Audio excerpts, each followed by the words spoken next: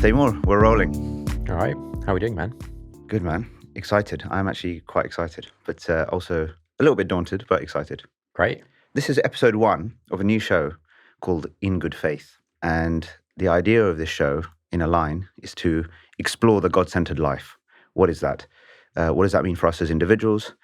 What does that mean for societies? Primarily in the context of Britain, but just more broadly in societies generally today. What does it mean to live a God-centered life, and what does it take, and what are the implications? Okay, nice. It sounds very, I think that sounds very abstract. So I think we're going to have to get into a lot of detail there. Well, that's why you're here, Taimur. Yeah. That's why you're here. So why are you here, actually? You tell me.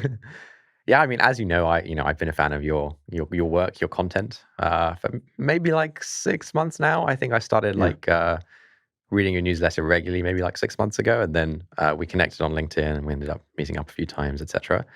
I felt like it was just quite a different message than one that I usually hear from other Muslim thought leaders, if you want to call it that. Okay.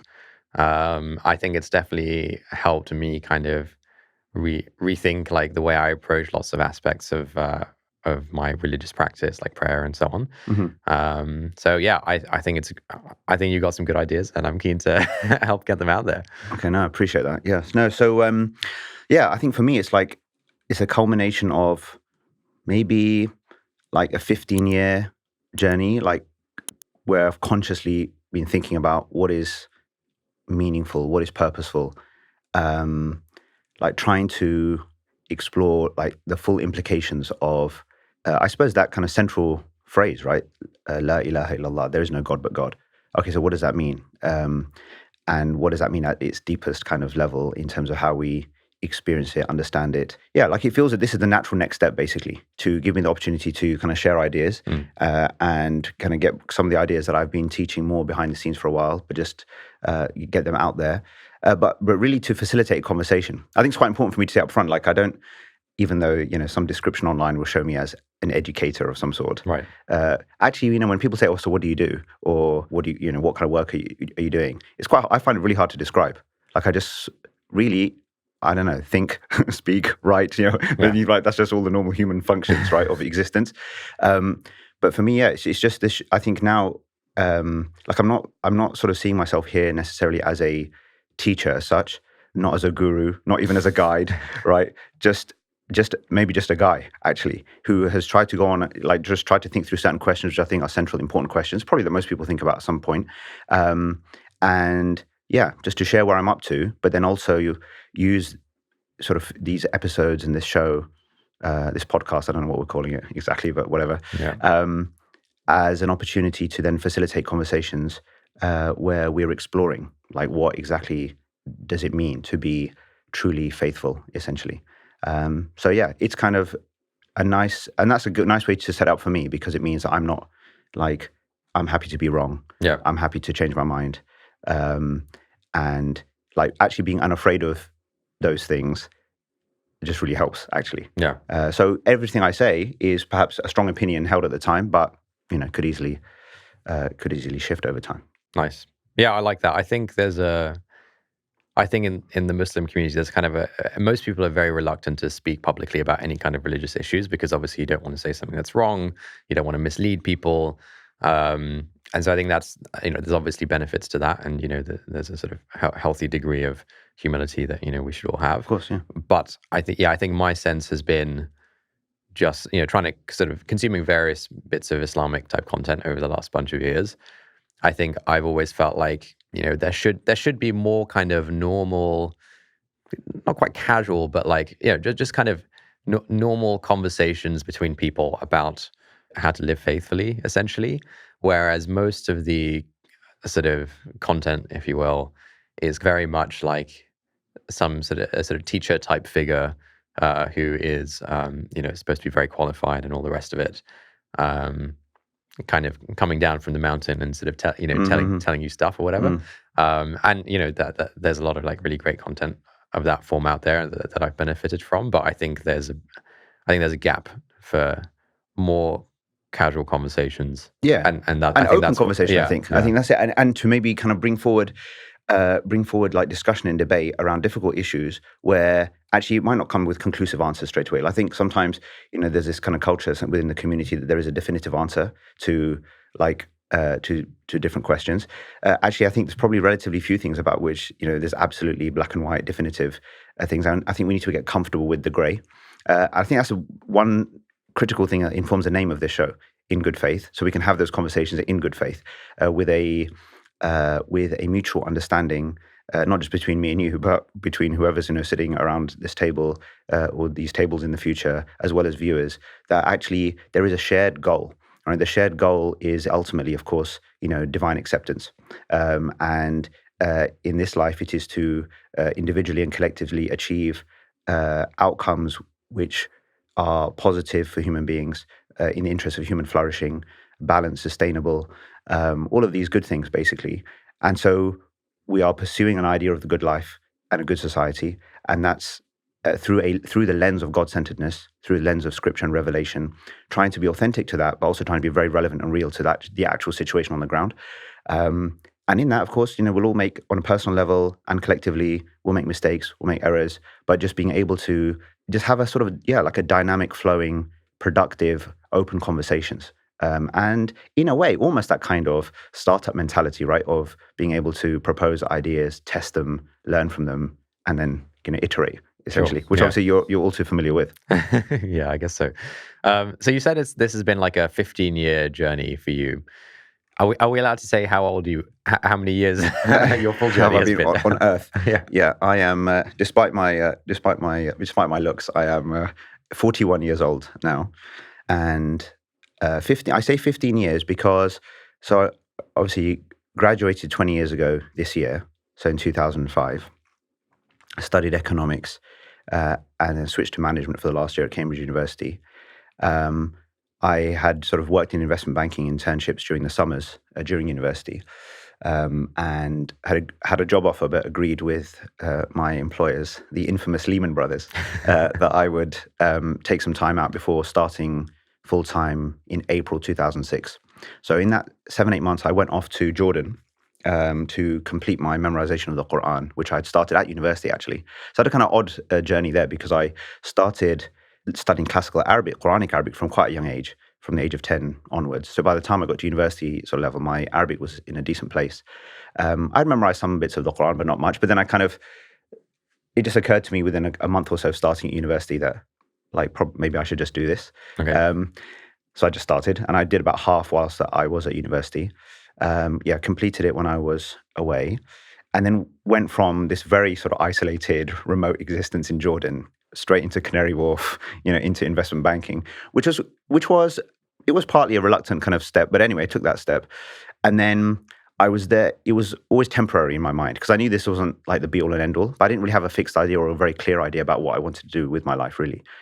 So I say 15 years from now because if going back, so that's around 26. So because I left there in 2011, but 15 years ago was 2010, and that's when I think it really just kind of hit me that actually, I can't be doing this anymore, basically. Not because I felt that there was anything particularly, ethically or morally or legally sort of unlawful, about the thing that I was particularly... Are we still talking about Lehman Brothers? Or are we we're talking about Lehman Brothers, yeah. And when I say lawfully or legally, I mean within a kind of... from a faith perspective, as well as, maybe more generally, but maybe from a faith perspective. So I was comfortable with what kind of work that I was doing, which was essentially, equity analysis, researching and then recommending, investments within the oil and gas sector specifically. Fine. So that was that. But then I just felt like, I don't know, I just had this really acute sense of, oh, by the way, we've actually forgotten to do this because this now comes. So I'm going to turn this over right now because this gives us an hour. So this keeps us on track. Okay. That's life right here, by the way. And the reason I just thought about it is because at that time, what I was going to say was at that time, I just felt this acute sense of, and it's a weird thought maybe at 26, but I thought life's going to be over soon. Wow. And I just had this really conscious sense, and obviously from a faith perspective, we're always reminded about this, right? How short life is, and not to take life for granted. And of course, as we know, I mean, it's not saying anything that any human being doesn't know, that it can go at any time, obviously.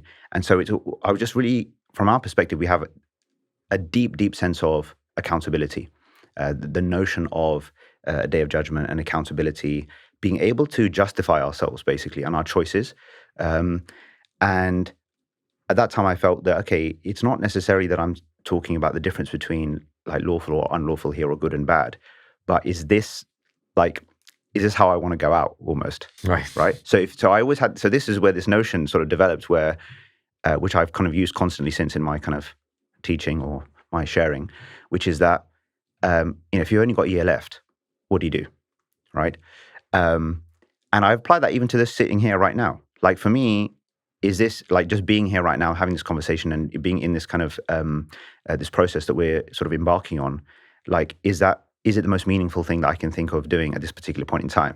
I'm flattered, mate. I'm flattered. Yeah, I didn't say with you necessarily, but yeah, no, absolutely. But yeah, just this process, right? I think is the most and this kind of conversation and the engagement that we're having right now is the most meaningful thing that I can think of doing at the moment, and something that I want to commit to, going forward. So at that time, like I thought about that, and then that really kind of spurned this, or precipitated this journey of sort of discovery of myself, but also like trying to think about, okay, what do I want to be able to say that that I was trying to achieve, really, in life, in a way that you can say it to God directly.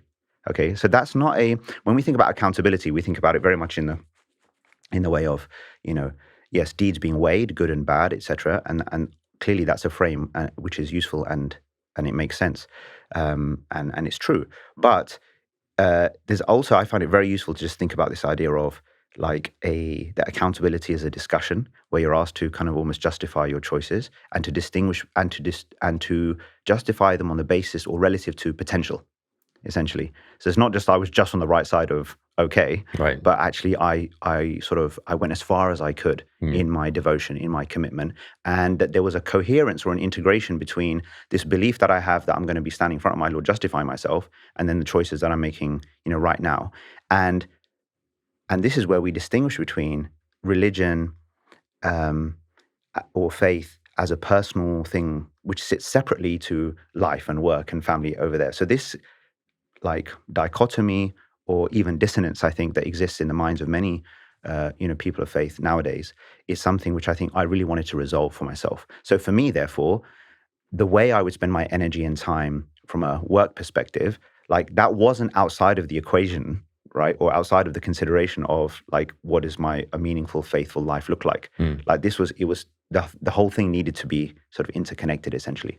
So then I went through the rest of the journey, and it kind of we can obviously go into it, but that's why I say 15 years, because I think at that point that was kind of landed for me quite heavily, and then I made some big choices then, and then subsequently over time, and I haven't been afraid to then change and iterate as I've learned more about myself, and I try to be closer and closer to this ideal of, with all the failings and mistakes that come along the way, of course, but try to be closer to this ideal of like, yeah, if I knew that I only had a year left, I wouldn't change anything. And that's a crazy standard. Yeah. And I can't say I'm there, but like at some point that's going to be true, right? And so it's like, well, you want to be spending each year, each month, each day, if possible, as if it's your last. And that for any human being as a kind of thought process is it's just a very powerful kind of, I find it always a powerful way just to think, because this is life right here. I mean, before you know it, all the sand has got to the bottom. So I kind of talked a bit about why your content resonated with me and why I was interested in doing this, and kind of the gap in the market that I'd sort of felt. Yeah.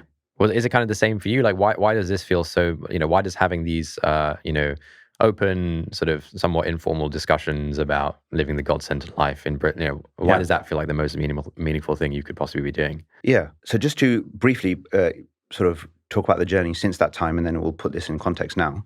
So then I ended up leaving banking in the middle of 2011. By the end of that year, I had been put in charge of a new project called the National Zakat Foundation, which then evolved into a sort of separate charity in 2013. And for basically 10 years, from the beginning of 2012 until the end of 21, I basically was the CEO of the National Zakat Foundation. So this was an organization which is quite well known now within the community and more generally. I think I'm not wrong now in saying that it across the country, across the United Kingdom, it is the biggest, if not in the top 3, grant-giving organizations to individuals. There are many grant-giving foundations to institutions or organizations. Right. But as far as grant giving organizations to individuals are concerned, it's pretty much up there just across the board, and certainly within our community. So the idea was the local collection and distribution of zakat. And the idea was to also then educate people about zakat to help them understand it. In a nutshell, what I found in my 10-year journey is that beyond being a CEO and doing the management and strategy and dealing with HR issues and sort of marketing, approaches and whatever, was able at some level to do all of these things. But what I really enjoyed was just the ideas, like the concept. So at some point in that journey, it kind of hit me, hang on a second, I'm running this thing called the National Zakat Foundation. Do I even understand what zakat is? Or have I just sort of inherited ideas about zakat and just, working on assumptions, essentially?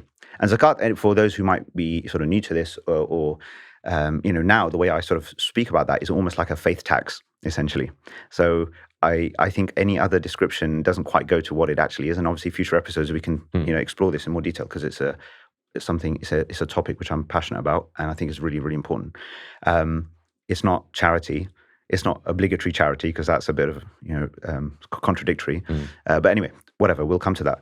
But the idea was, okay, so what is this? How do we know that the way in which we're doing this is authentic? Like, how do we know that the way in which we're collecting, distributing, and not just in the organization, but just generally speaking, like we're talking about hundreds of millions of pounds in the UK alone being, given in as zakat or intended as zakat. The way in which that's all being calculated, distributed, does this align with divine intent, since it is a divinely instituted practice? So that took me on a journey, which then also with that, as I went into exploring the narrative of zakat in Revelation itself, you see that it's always paired with salah, with prayer. And then to go further, it seems that for people who affirm or recognize the sovereignty of God, that this salah zakat combination or this prayer giving combination was central not just to the message and the practice of the final messenger, but actually was is associated with Jesus, with Moses, with Abraham, with like a whole host of prophets. So there's something core here from a scriptural standpoint about how central these things are to establishing a faith community. So that became kind of, interesting to me. So then I developed courses around these things or teachings around these things.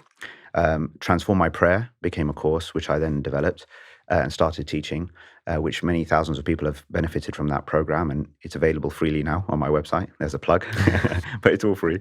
And I haven't developed a giving course, actually, ironically, but that's something I'm planning to do now this year. So it's going to be, really imaginatively called Transform My Giving. But it's to do with the idea of, just as Transform My Prayer is about how do I understand salah and how do I practice it in a way that is meaningful. Similarly, with the zakah, how do we give effectively? And then just as a reflection of my own journey of trying to live the most purposeful, meaningful life that I could live, and again, trying to frame that around a Quranic narrative, then I developed a course called Last Day Leader, which is about, again, this notion that we just discussed about, how do we orient our lives in such a way that we can say day in, day out that the thrust of my or my momentum, my direction is actually, it's all going towards the divine, basically, right? Because it's all stemming from there. And also, because obviously that wasn't enough, started hosting a Quran engagement sort of group called Club Revelation, where I teach live every Sundays. And we started with a thematic exploration of different topics in the Quran. And then for the last couple of years, started 2 years ago, like a 6-year journey to go through the whole of the Quran, basically. And the idea here was to try to explore the revelation, but in its original context, yes, but in the current context. So how do we take real lessons for ourselves as individuals? What's it telling us about how we as a community should be and how we can move forward in a productive way? So to answer your question in the most long-winded fashion, why this now is kind of, I haven't had really a social media game or a strategy, right? Okay. And it's been mostly, I've had this odd thing where actually like a lot of I have a lot of people on my mailing list who've signed up to courses and stuff, and that's proliferated. But from a social media perspective, I'm virtually non-existent until now, right? So now the idea is I thought to myself, okay, I need to bring these messages that I feel quite strongly about and passionate about and have had a lot of positive feedback about, from people. Like I just want to bring it to more people. But not in such a way where I'm talking to the camera in this artificial way. I just didn't feel that was very natural for me. I think I do best with a live audience or just in person. And so, yeah, in a roundabout way, ended up in this sort of podcasty show type format, conversational format. And I was looking then for a what I call a guest host, or what I've coined the term the ghost, right? Nice. Which is the person who like yourself, and you are the first of them, maybe the last of them, or who knows, right? But you're the one who's maybe trying to then, like help me with that process. Because initially, I think this is going to be about giving me the opportunity to just present my ideas through these conversations, to probe them, to challenge them, for me to elaborate, on them in some detail over time, for that to act as a way to get, a broader conversation going about, oh yeah, hang on a second, like we're doing this thing called salah, we pray, but how do we really pray? We're giving zakah, but what's going on? Yeah, I'm living my life, but how considered is that? Or is it a bit robotic? So really the message is, pray meaningfully, give effectively, lead purposefully, right? And as far as revelation is concerned, because that would be the thing that is around all of this, is to engage or read like thoughtfully, basically. And I think off the back of, so these are the topics that I'm most passionate about. I think they're central. But I think off the back of these topics, pretty much every other, anything else that we want to talk about can come, is related essentially. And so, yeah, that I think is, so this medium hopefully offers me an opportunity to, in a natural way, just share ideas, and hopefully they resonate with people. And as I said, I think it's a step where you kind of put yourself out there more, be prepared to do that. But as I said, in such a way that happy to change, happy to be wrong, happy to be corrected. I'm not coming as an authority, just a guy who's got some ideas, and and that's it. Yeah, I think in the Muslim community, and I guess in the Islamic tradition more broadly, there's definitely a lot of deference to authority, right? Where I think probably the first thing a lot of people would be thinking is like, okay, this guy thinks he has some ideas, sure, he's like memorized the Quran, great, he's like learned Arabic. He's not like a complete rando, obviously. But like, what are his qualifications? Like, sure. I think that's a natural question that's going to be on people's minds, oh, like has he had traditional training, like where did he study, et cetera, et cetera. Yeah. School of life, mate. School of life. No, I totally understand that question. Been asked that question a lot, and there is a lot of deference to scholars or scholarship. But I think oftentimes without sometimes an understanding what people actually after there. What are you actually asking for exactly? In my case, I would say, look, like I don't have any qualifications as such, but I'm not sure that there are any qualifications that necessarily meet a standard for sure of like, divine acceptance or approval. Like, I always go back to this, and it sounds simple. Maybe it's with some people it's a trite, but I say, okay, well, what does God say about this exactly? What do we get from the Quran or from Revelation about this? It seems to me that from the Revelation itself, the prime qualification is scriptural understanding. Right? There's one verse, part of the phrase is, kunu rabbaniyin. Now, be godly people. It's a one time this phrase appears, but be like godly people. Rabbani, the Rabb, which is the Lord, the word for the Lord. Be people of the Lord. But what? How? Bima kuntum tuallimun al-kitab. Yeah, as a result of your teaching of the scripture. Wa bima kuntum tadrusun. And as a result of your study of it. I was teaching yesterday, or we were kind of, discussing in Club Revelation a particular verse or a section where a verse comes up where a common theme is mentioned in Revelation. It says, to paraphrase essentially, when it said to the people, follow what God has sent down, they say, but we follow what we found our forefathers on or our ascendants on, right? Now, yes, that's talking mainly in the context of, polytheist sort of Arabs in 7th century Arabia. But more broadly, I think the idea is that tradition is useful, but it's not the authority, in and of itself. And when we talk about tradition, we say it's often spoken of as if it's one thing, but it's not. It's ridiculously broad, And so also almost, every opinion under the sun has come within the tradition. So then what? So that actually, as a lot of people, as I think the average believer is used to that idea of when they ask any question, what's the first thing they hear? Oh, there's a difference of opinion. And then where does that really leave you? You realize in a way that actually, okay, fine, there is expertise, there's scholarship, there's knowledge, there's no doubt. I'm not against the idea that there is expertise, but I'm also suspicious of the kind of the label of scholar as a definitive label for an individual that we should attribute to someone and then say necessarily then everything that comes out of this person's mouth makes any sense or is true. So Okay, for some sure. things they Yeah, will be, for some things they won't be, but just like anything else. So I would say, I only express quite firmly or definitively what I feel is almost unarguable. I mean, nothing's unarguable, yeah, right? yeah. But if I'm saying like pray meaningfully, Yeah. don't pray like a robot, don't pray mindlessly. If I'm saying or proposing ideas around how we might give zakat more effectively to achieve the objectives which are laid out in scripture, and it doesn't seem like we're achieving right now. If I'm talking about how do we lead our lives more meaningfully in such a way that we can account for us, like I don't think these are like. So these topics, I think for me, they're effective things to talk about because they kind of tick the boxes or they sit in the intersection between things which are put in the almost unarguable category. They're saying things which are hidden in plain sight, super obvious, most people can recognize, but they also recognize as being quite almost correct or something to aspire to, but there's a major gap between theory and reality, right? So then actually there's something to aspire to there. So yeah, but as I said, so I think, that's always my reference point. Like I'll always bring it back to Revelation. That's the job, I think, that's what we should be doing, I think.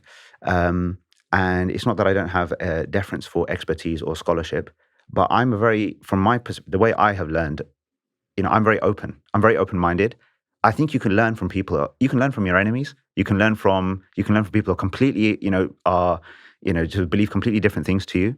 And amongst the people, I think it's part and parcel actually of the maturity of a community and of an individual that you can hold these sort of opposite ideas simultaneously and try and wrestle with them. That you can listen to somebody who is well-renowned, agree with 90% of what they're saying, but feel unsure or uncomfortable or disagree completely with 10%, or the other way around, And that's why hopefully on the show over time, like I'm perfectly comfortable with the idea of sitting with all sorts of people that I disagree with, or I feel that I disagree with completely, but maybe just to hear them out and to test my ideas with them, and and people completely outside of our our community. I think in the first instance, this show is going to be an intra-community conversation mainly, but I want to have that conversation in a way that any outside observer could make sense of what's being talked about and discussed. I think that's really important to me as a principle. Like I kind of, as I have been doing so far, like, I try to express everything in plain English, and if I'm going to transliterate, I will also translate, Right.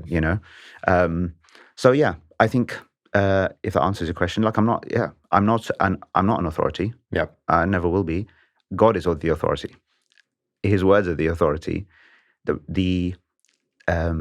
And some understanding about prophetic practice obviously is part and parcel of that.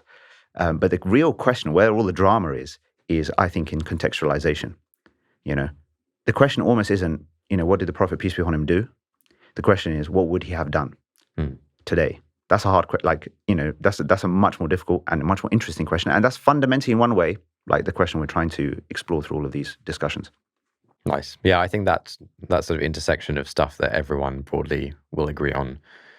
I think there's definitely a lot to be discussed and explored there. If just thinking about myself and like just the basics of practice that are completely uncontroversial. I think those conversations would be great. So you talked about how you want someone out. You said outside the community. This might be a Christian, an atheist, someone who's unsure about these matters, etc. And I think you're quite deliberate about using the phrase God-centered life. You're not talking about how to be good Muslims. You're not talking, whatever. You're talking about quite a general thing of God-centered life. Yeah.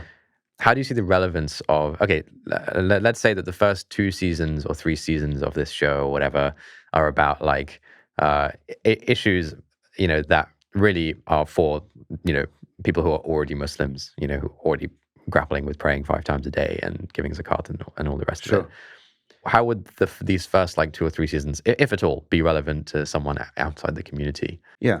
Well, I think they'll be relevant because, you see, it's the way I understand even the term Islam and Muslim, as we've discussed privately sort of before, and I really would like to unpack in a lot more detail subsequently. I understand these words not as, proper nouns or fixed cultural, even religious, political identities, but more as states, right? A state that we are invited to be in, to orient ourselves around. The word Islam, of course, well, my favorite translation of it is devotion.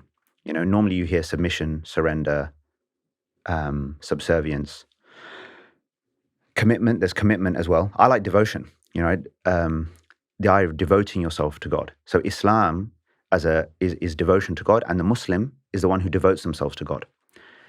Now that, when you understand it at that level, which I think is the way to read it, if you look at Revelation, I think it's quite hard, possibly, well, I would say I'm certainly now of the view that these words, Islam, Muslim, etc., in Revelation are referring to what I'm talking about. They're referring to states. So, i.e., in translation, they should be translated, not transliterated.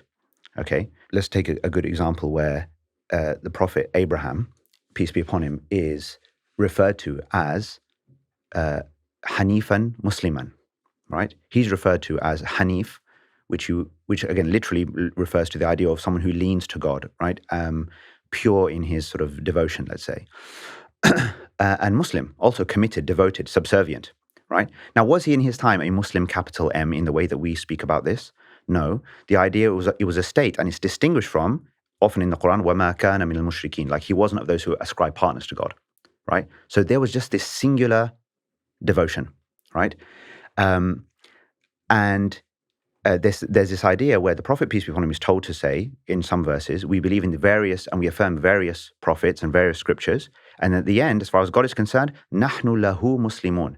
We are, like if you were to transliterate, we are Muslims to him, right? But what it means is we are Muslimun. We are devoted. We are committed, right? We are subservient to him. So my point being is that these words, I think if translated, they reveal the essence of what's there. That's how I think it makes sense. And then you realize, okay, yes, this aligns much more closely with an existential universal proposition. Today, when we use terms like becoming Muslim, converting to Islam, practicing Islam, or we talk about the Islamic X, Y, Z, you can't actually correlate those phrases with phrases or words in scripture in a way that kind of actually balances up. So I would say what we're talking about here is something which is not Islam or Muslim as opposed to Christianity, Christian, Judaism, Jew, or etc., right? Or atheism. We're just talking about devotion to God as opposed to ascribing partners to God, as opposed to denying God at some level, right? So it's an approach. So now that's much more universal. So now, in a way, that's why it doesn't matter now if you identify yourself as Muslim, capital M, or Christian, or whoever. Yeah. Hopefully the conversations we can have are still understandable. Yeah. So if you and I think I find this a very important point and topic. And I know that it sounds, maybe for the first episode is a bit much, but whatever, right? Like, I do wonder, and I question whether God himself intended for us to transliterate and use these terms as proper nouns in the way that we do. Right. So is there such a religion called Islam in the way that we say it? Yeah. Or is there just an approach to life which is devotion to God? You see? So there's a very famous phrase which is in the Quran, Inna deena inda Allahi al-Islam.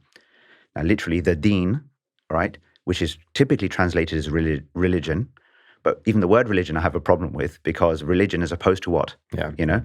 We'll come back to that. So literally, the religion, if you were to the typical translation, the religion as far as God is concerned is Islam. That gives a very different sense or a vibe to the approach or the way of life or the code by which to live. As far as God is concerned, is devotion to him. Right? Look at that. That's a massive difference. Sure, There's a massive difference between those two things. All of a sudden, with the latter, this feels like an expansive, open, universal possibility. Then you realize, as I think the Muslim should realize, is that my labeling myself Muslim isn't saving me from anything. That label is not protecting me or saving me. And, me being this, obviously, skin color or having this name, or Muslim name, which there's really no such thing, right? That's not going to save me. It's like my inner state. Am I living in a state of devotion, in a state, and all the other positive terminologies? And this is the interesting thing. All the other terminologies in the Quran, we find it odd to transliterate. We wouldn't transliterate the lot of them, right? Yeah. So this is just another word, right? So there's devotion, there is humility, there is to be in a state of, to be those who, in remembrance, those who ponder, those who reflect, those who are patient, persistent, right? So we can Arabize them, but why? You know, why don't we just talk in plain English? Because that's the way we win. And it's not, as some people think, because we're, because unfortunately there is a bit of an inferiority complex or some sort of angst or I don't know what, where we're always pitting Islam against the West or Westernism, and then we have, despite living, here, there's this kind of anti-Western type of sentiment that almost governs our thinking when it comes to faith as well. But it's like even these, and so there's why am I saying that? I'm saying that because it's as if people are worried about some sort of selling out, or almost, if we start to use, English language, terminologies to describe, to understand what we're talking about here, and to make that normal, right? But I think that speaks of a lack of confidence and an insecurity. That's the word I suppose I was looking for, that we need to get rid of, because actually, to that point of what would the prophet have done, or what would a prophet have done if a prophet was here now, appointed by God? Well, according to Revelation itself, we never sent a messenger to their people except by their language. So, so interestingly, the language of, clearly, it's almost that obvious, right? That a prophet will speak to the people in the language that he grew up in and they all grew up in. And then it seems then that Revelation and the language of prayer and supplication and all these things just would follow on from that. They weren't asked to sort of shift the whole cultural thing. So it's not that, I've spent a lot of my life, too much of my life just studying Arabic, not to, in order therefore not to clearly dismiss its importance. You can't dismiss its importance. It's clearly important how you're going to access the thing without, in its original form.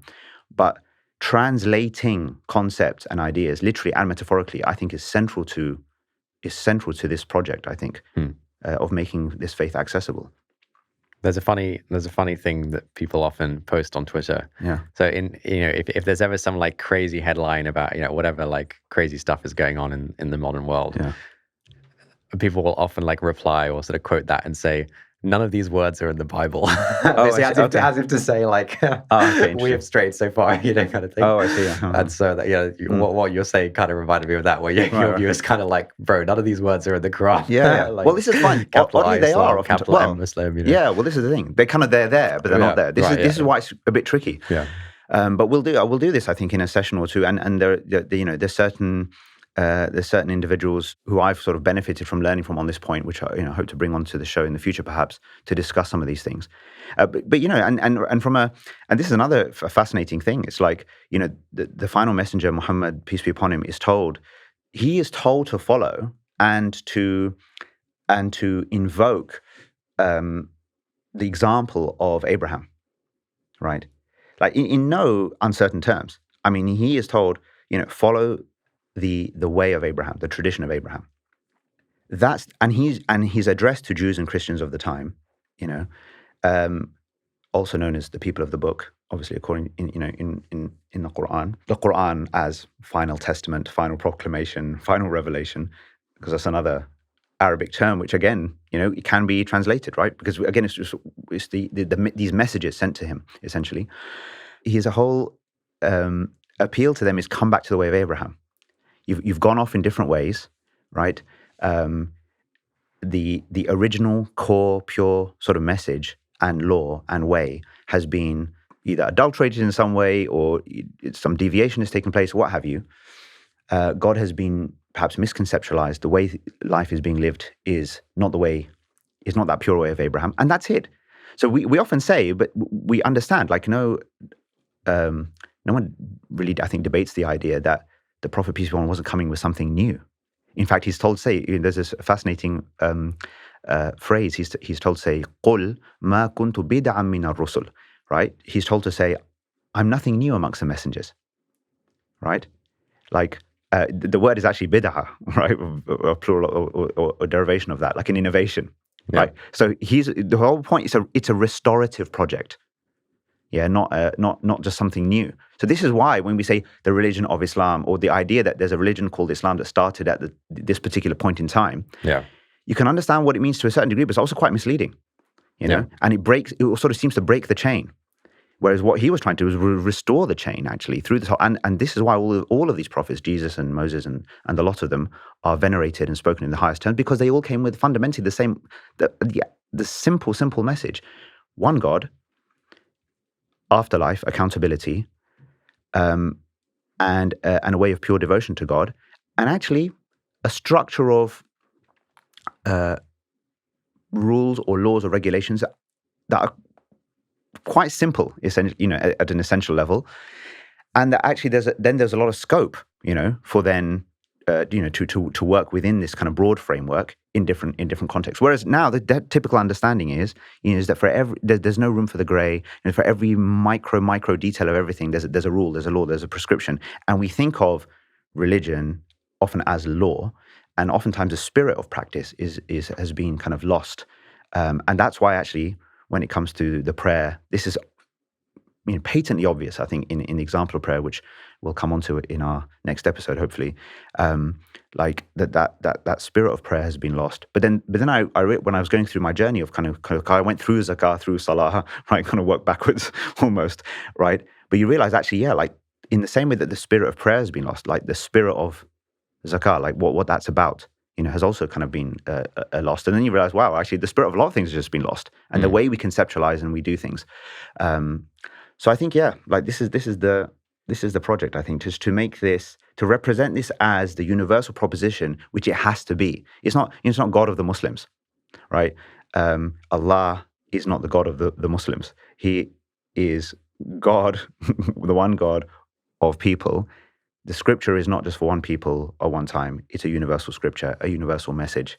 And that's how we need to conceptualize it, live it, understand it, and then be able to convey it. And I think that's what reduces the barriers to entry, facilitates the straight path, to put it in our language. I fear that someone listening might think that you're sort of trying to throw the baby out with the bathwater here, and sort of they might sort of pattern match what you're saying onto, something like, oh, well, just be a good person, however you conceive of that.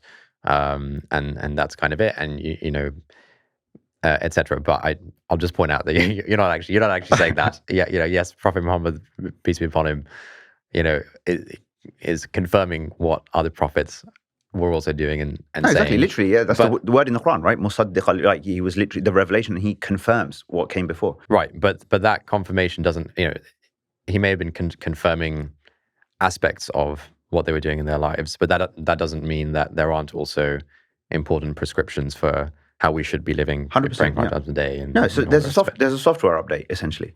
Right. That's what it is, right? That's the way to think about it, right? Like, isn't that, the hardware is fundamentally the same, but there's just software updates. And we're operating. You don't want to be iOS 6 today, do you? I mean, if you can be iOS, you can't. You don't want to be iOS 6. You want to be iOS. What is it now? 16 or something? Who knows? Right? Yeah. Yeah. So that's why you. Are you not an Android person? Are you? Definitely not. Okay, fine. There you go. All right. So, like that's agreed, right? So there are do's and don'ts, recommendations, and things to be sort of kept away from, and all that. Fine. But again, I think even with these things, these aren't arbitrary. I think maybe that's the key point about these things. I think this is the thing. We come back to the basic topics that I talked about before. The foundational things, the core things. Prayer, as an example, it's not just sort of this random arbitrary practice. There is something very deep, profound, sophisticated about its actual intended effects and outcomes in life itself. Right? Which again, people miss. I think they kind of think, okay, God said do X, so we'll do it. And just the fact that we've done it in whatever way, meaning some outward adherence, is sufficient. And often typically associated with, or driven by kind of a fear mentality. The motivation, a lot of people, viewers or listeners can think for themselves. Those who do offer their prayers regularly or otherwise, sometimes a lot of the motivation is, if I don't do this, I'm in trouble. Right.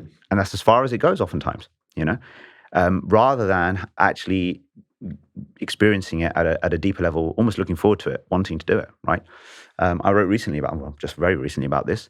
Yeah, and definitely you will experience all of these different things. But part of being motivated in a positive way, and for the engagement with one's Lord to be a more loving, devotional one, as opposed to purely just in the context of, wanting rewards or fearing, negative consequences of a lack of adherence. These things have their place, obviously, but it's understanding the actual sort of the deeper sort of motivation of things. So all of these, this is again a really important thing I want to explore in these conversations in the future, and with various, experts and people who have looked at all of these things and maybe thought about all of these things, which is that part and parcel of being able to understand and communicate the value proposition here is to be able to say, well, how are these prescriptions that you've spoken of, these do's and don'ts or recommendations, how are they in the interest of human flourishing today? Yes. Yeah. That's where we, I think,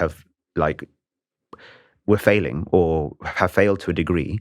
And but I think I see potentially a turnaround, because but essentially what we need to be able to do is, okay, fine, like these various things that we're told, they're not just, again, arbitrary things that Muslims follow in order to be in God's good books. They are almost, again, they're coded or programmed by the ultimate designer, who has designed the system as well as the players within the system, if you like, in such a way that adhering to these certain parameters is just going to be in our best interest. We're not experiencing maybe the fullness of that benefits in our own lives, nor are we able to fully communicate it. And so in the macro public conversation, our voice is not one which is a productive, contributing voice to the issues of the day in such a way that brings other people along, shows them the value proposition of what we have, and just, I don't know, just makes sense, basically. Now, on certain topics here and there, perhaps, but a lot of our public narrative is very defensive. It's very, it's just about our interests and the things that we, getting things sorted out in such a way that, we can, so that we can adhere comfortably. As long as we have our halal food and we have our Sharia compliant financial solutions, whatever that is, and that's another one to sort out at some stage, right? It's like then and we have a prayer space for ourselves. That's fine. But what do we have to say about, the issues of the day in society, as far as the economy generally is concerned, or the cost of living crisis is concerned? What's the value of what we have to these questions, or questions of immigration, questions of morality, ethics, family life, community, whatever. Whatever the questions are. This is where I think we need to be. Hopefully, in the show in the future, this is where some of these conversations can happen. And that's part, from my perspective, that's part of the gap that hopefully this will help to fill, because I don't feel there's much of that kind of discussion going on, or not enough of it, at least. Yeah. Cool. I like it. All right. What are your worries about this project? Let's say 6 months from now, you might be, I don't know, 20 episodes in or something, and it might not be going well. What would not going well be like to you? I've thought about it to a degree, but I feel in it's comfortable. I'll probably be advised against this by people who care about me as well. But it's I kind of feel comfortable with the idea of just, I don't know, keeping on doing what I feel is the authentic, me being authentic, and just the right kind of sort of input, trying to engage in the right kind of conversations, having the right kind of interactions, asking the questions that I think matter. And yeah, if the viewership and the subscribership, all these metrics and likes and comments and everything that people typically measure success by are still not progressing very fast or at all, then yeah, as a normal human being, you might find, probably will find that discouraging at some level. But at the same time, I'm also comfortable with the idea of sticking with, getting, obviously learning from that, if there's something to learn from that, but just kind of sticking with what's right. And I think it's very important from a personal perspective just to be comfortable doing your best in attempting to solve real problems and add real value, and hopefully it resonates, and hopefully people pick that up and engage in good faith, with the whole process. But yeah, I don't know. I think in the first instance, as I said, a lot of these initial sort of episodes will be maybe, unfortunately for the viewers, me ranting on about various things or trying to demonstrate various things and just explain various things. So I think that is the first step here, to really kind of get some of that stuff out, and then beyond that, yeah, I don't know, to just get various guests on. I imagine, so one thing I have thought of is that I might engage certain guests or, certain people on certain questions And there might just be a breakdown or a mismatch in kind of, like, are we even talking about the same thing here? Interesting. Yeah, you know what I mean? Yeah.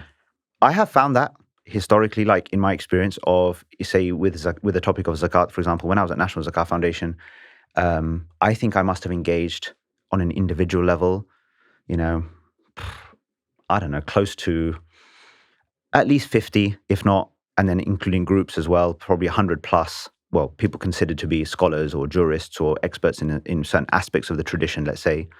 But I found myself often quite disappointed with the quality and the level of engagement. And it's almost like you're speaking cross purposes, right? Because you're not sometimes sharing some starting assumptions. Yeah. And so when you're about like what the point of, so if you don't share starting assumptions about what the fundamental point of something is, it's quite hard then to get down into the detail in the way that makes any sense or can make for a coherent conversation. Yeah. So I kind of, in my mind's eye, sort of imagine a dialogue where maybe after 15 minutes we can't get very far because actually we're just struggling at this most essential kind of thing. Yeah, I think let's spend a bit more time talking about this sort of tradition thing. I'm a relatively traditional guy, man. I like, Despite your baseball cap. Despite my baseball cap. Look, I mean, the first thing is, I think we're all part of a tradition. And so I guess what you're kind of saying is like, look, you want to move the small m Muslim, don't worry, small m Muslim conversation in kind of a slightly different direction, or something like this. Like there's no, you can't, no one just kind of drops down and is kind of like freestanding without, everyone's part of like the tradition essentially. Yeah. But it seems like what you're suggesting is that and we're also not trying to like, poo-poo traditional scholarship or anything like that at all. What do you see as the sort of starting premises of, let's say, traditional, Islamic scholarship as it stands today, and like, what do you see your own starting premises as? Probably the starting premises are probably similar. I'm not trying to myself, break from tradition or say that tradition has no place. What I think we don't have right now is a living tradition that is compelling, that is like operating at the cutting edge of providing solutions and providing guidance, right? I think there's just a million and one issues about there's just a lot of confusion on basic things, and often things aren't communicated in a way that sometimes I think takes the public sort of seriously in terms of and being able to kind of relate and connect basically like the scriptural basis with an interpretive framework, with current reality, and really importantly, actually, and this is actually a big thing which maybe we should have mentioned earlier, like with an idea of where we're going, like where's the vision? So what I think is just massively missing from today's narrative is a sense of vision, is a sense of communicating like what a God-centered society looks like. What could Britain, America, countries in Western Europe, or wherever, what could that look like inside, or what's an ideal, essentially, in a way that's different from the status quo? Because what we're really good at saying what's wrong, or complaining about, what we feel is, immoral or unreasonable or whatever. But then we hide into defending our kind of insular mindset, going into our, sort of retreating into just, okay, how do we ourselves remain loyal to some sort of practice, despite whatever's going on out there? What I think is really missing is a public, again, universal engagement, which is helping people, is giving people direction, essentially. Now, I'm not saying that that's a break from. Well, I think that's necessary. I think in different contexts and communities in the past, like we need to learn from all of these contexts and communities and to understand it. And people what I have benefited from scholars or experts who are really well versed in aspects of the tradition, which I'm not saying I am, right? And so I'm not there to dismiss it. But I think just as a layperson, whatever that is, or just as a concerned, conscientious observer, to look at the situation and say, actually, I don't think the real issues is being addressed here.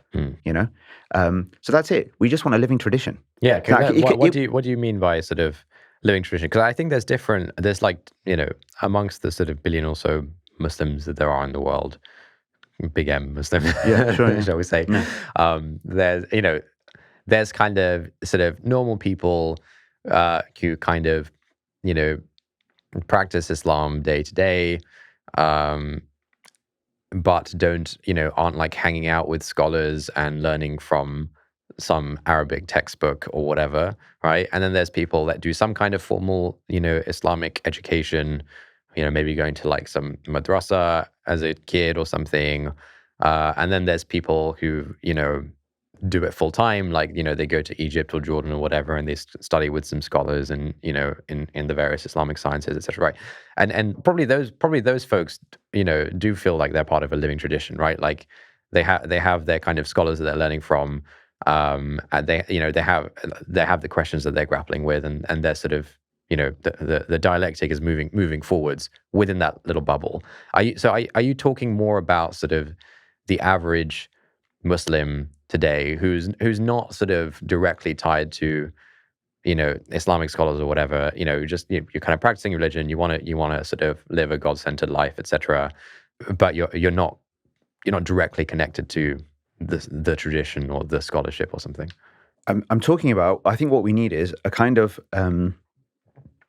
sort of scholarly or expert, whatever, juristic education contribution that facilitates an understanding and an approach and practice that feels completely integrated and aligned with the context in which we're in, where the average person understands at a deeper level why I'm doing what I'm doing.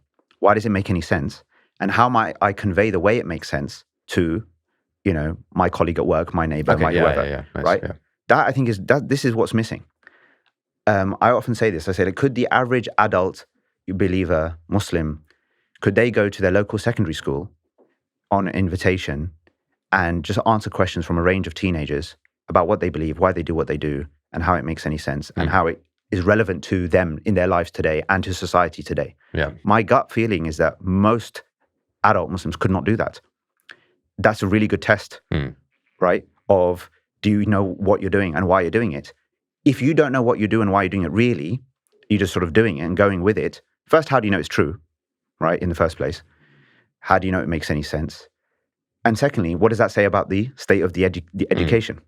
So all I'm trying to say is, you know something by its fruits. And I'm suggesting perhaps that maybe the tradition is not living to the extent that hasn't effectively educated the people, right? Yeah. I don't think like I used to I'm still pinch myself about this. Like why it shouldn't be the case that a random like me can come up with a course on the most basic topic ever, and thousands of people are saying, like, I've never experienced anything like this. That doesn't make any sense, right? Yeah. To me, that makes no sense. Yeah. Like, so the fact that our institutions, so you talk about madrasa, whatever, right? Yeah, these things exist. But the point being is, how are they actually infusing the spirit of revelation into the lives of young people?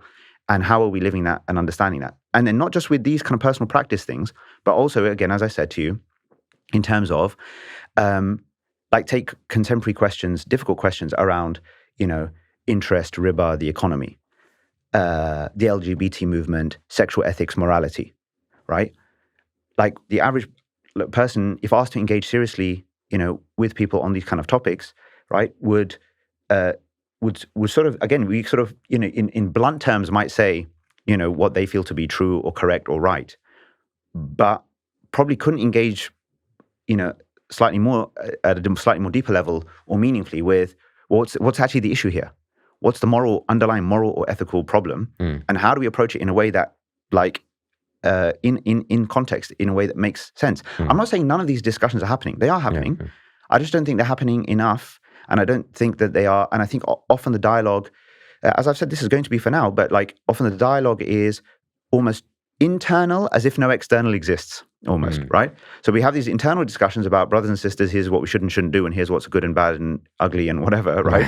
But almost not re-articulating the foundations of that, or the basic assumptions, in such a way that the person on on the ground understands, and therefore in such a way that others could understand. And a simple example of this kind of assumption of knowledge, on like the assumption of an understanding on behalf of a teacher or a leader or an imam or whoever, is in the Friday sermon. I think even in mosques where Friday sermons take place in the English language, where people can understand what's going on. A really typical thing is for basically people, at the beginning, to start off with, alhamdulillahi nahmaduhu wa nasta'inuhu, and quote some verses from the Quran.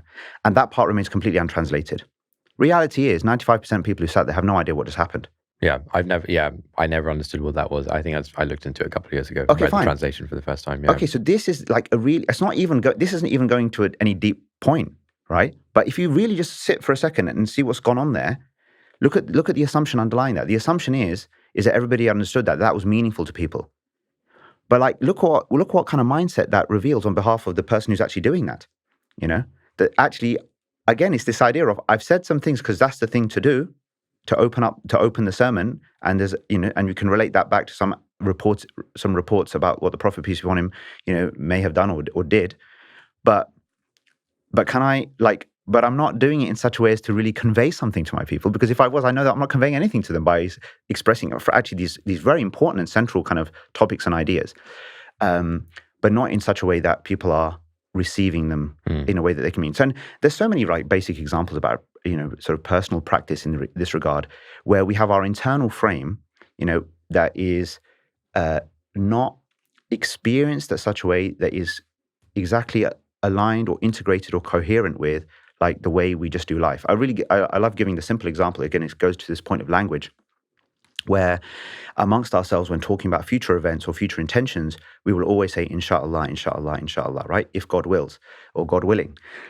When we address each other, or others, in our workplace or just whatever, in any other kind of context, we won't use that phrase, or when we're talking about the future, or we won't use the English equivalent, or we feel odd, like most, I don't know about most, but many, right, of us who say inshallah amongst ourselves will struggle to say the equivalent in conversation, at work or wherever. Yeah, that would feel extremely weird. It would feel weird to most people. Yeah. Okay.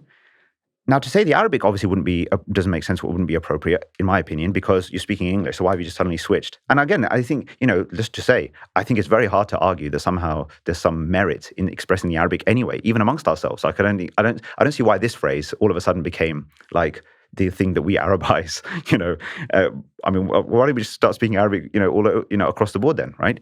There's no specific thing about this particular phrase that now we have to say it in Arabic when we speak amongst ourselves. Sure, yeah. There's an oddity there.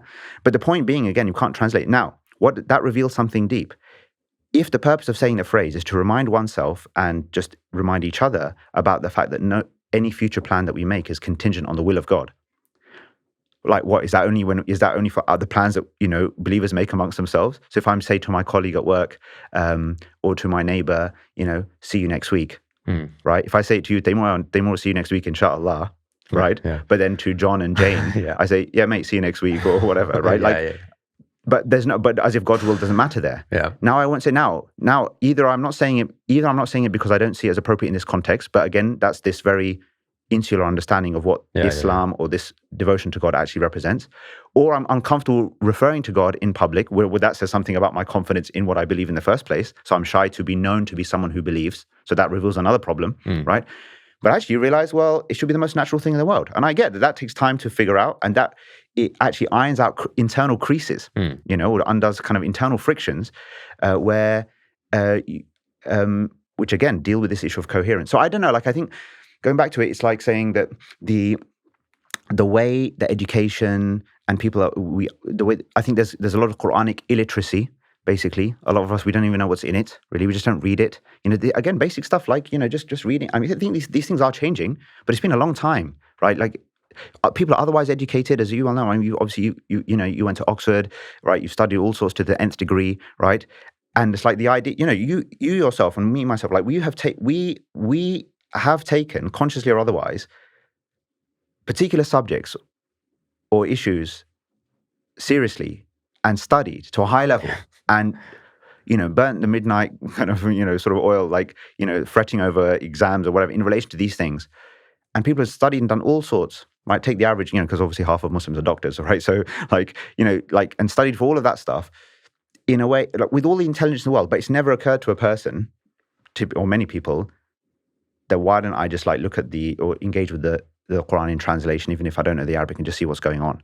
Even that, obviously, culturally, it's changing, but that's taken a while. Like there's been up until a point, it's almost felt probably amongst the community that there's almost something wrong with that, or I can't access it, or how dare I, because I might misinterpret, I might get this wrong, I might get that. These are all results of a broken system, as far as I'm concerned. Like I think the system is broken, and it's not that it can't be fixed. I think I'm an optimist, but I think that's, and so, yeah, it's this idea of, living tradition of the dead rather than a dead tradition of the living.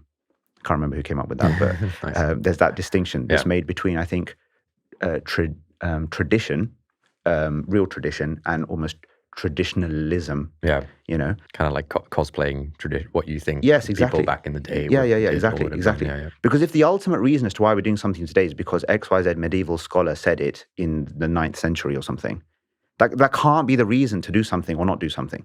Like that in and of itself, we might learn from that, but that person was likely dynamically engaging a subject in their context, in their time. Yeah. And you realize, actually, no, this is the point. I think what we're trying to do, I think, is revive a tradition. Yes. Ultimately, the tradition of Abraham, right? And then to do it, to not losing sight of the core, the essence, and to provide real solutions to people's an answer to people's questions, the issues of the day, and to allow for diversity within that. Obviously, there's going to be different views, right? On all sorts of things.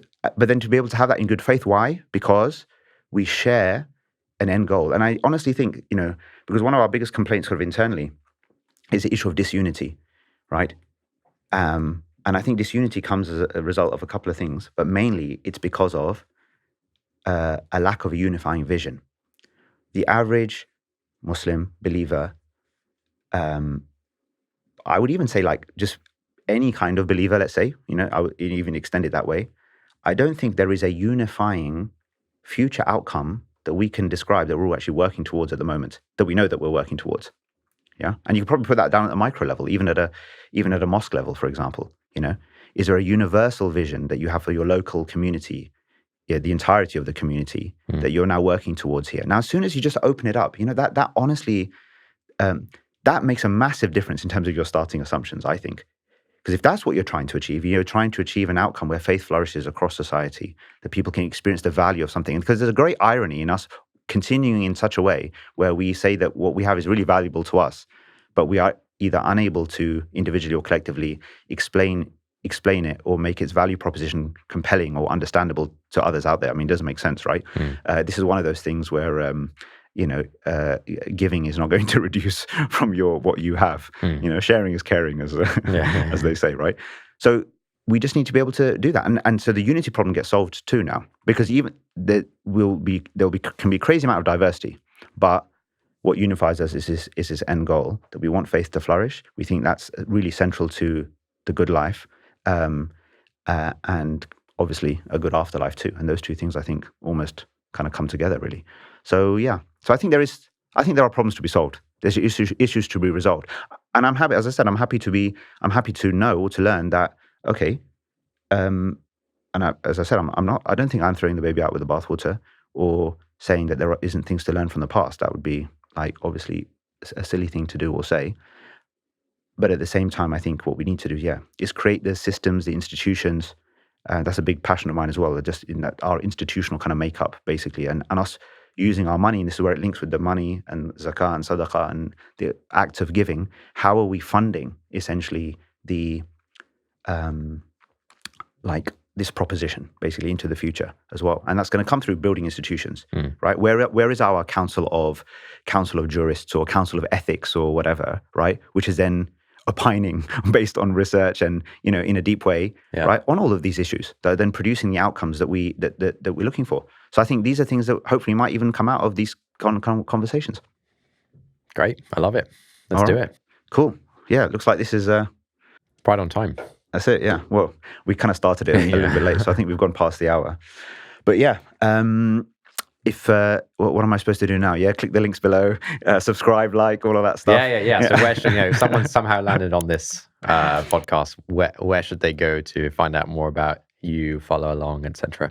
Yeah, like there's a very basic website that says tells a story and has some links to courses that I've produced. As I said, all freely available. Everything I do operates on the basis of voluntary contributions. Anyway, I thought that was the easiest way. I'm not trying to sell anything, apart from maybe just convey some ideas. So yeah. Wherever this is being heard or viewed, hopefully somewhere around, there are some links that someone has told me to put in the right place to get to my website, iqbalnaseem.com, just my name.com. And through there, you'll find various courses that I've referred to. And you can sign up for the newsletter. I send out a newsletter most Fridays when I can get my act together. So yeah, but looking forward to this. And I appreciate you being here and appreciate your sort of support, encouragement, and your probing as well. So I do appreciate it. I'm very happy to be here. Yeah. And, God bless this effort.